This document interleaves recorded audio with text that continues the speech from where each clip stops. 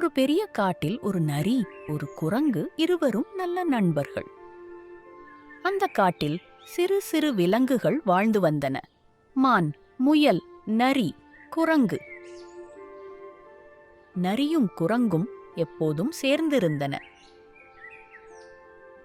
அவர்கள் எப்போதும் சேர்ந்து உணவு தேடி விளையாடி மகிழ்ச்சியாக இருந்தார்கள். ஒரு நாள் நரி சொன்னது, நம்ம வாழ்க்கை இப்படி எளிமையா இருக்கக்கூடாது குரங்கா. நம்ம மேலே யாரும் இல்லைன்னா நம்ம தலைவன் ஆகணும். அதற்கு குரங்கு சொன்னது, தலைவன் ஆவதுக்கு அறிவு, நல்ல மனசு இருந்தாதான் மக்கள் நம்மை மதிப்பாங்க. ஆனால் நரி அதை கேட்கவே இல்லை. அது எல்லாரையும் ஏமாற்றி தன்னால் தலைவனாகிவிட முடியும் என்று நினைத்தது. அடுத்த நாள் நரி எல்லா விலங்குகளையும் கூப்பிட்டு சொன்னது,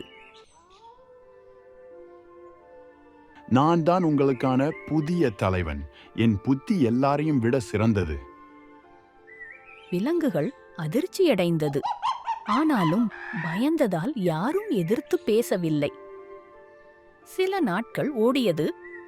காட்டு அருகே ஒரு வேட்டைக்காரன் வலை போட்டிருந்தான்.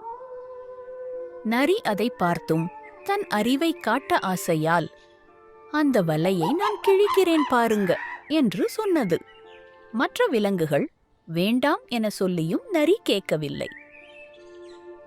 அது வலையை நெருங்கி அதில் சிக்கிக் கொண்டது.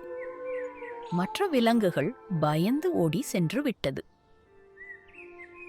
குரங்கு மட்டும் வந்து சொன்னது, புத்தி இருக்கணும், ஆனால் கூட மரியாதை, பணிவு இருக்கணும். இல்லையென்றால் அது நாசமாகும். அது வலைக்குள் சிக்கிய நரியை விடுவித்து நரியை காப்பாற்றியது. நரி சொன்னது, நண்பா, என்னைய மன்னித்து விடு. அறிவு இருக்கிற அகந்தையில் திமிராக நடந்து கொண்டேன். அன்று முதல் நரி மற்ற விலங்குகளுடன் அமைதியாக சமமாக வாழ்ந்தது. அறிவும் அடக்கமும் இருந்தால் வெற்றி நிச்சயம்.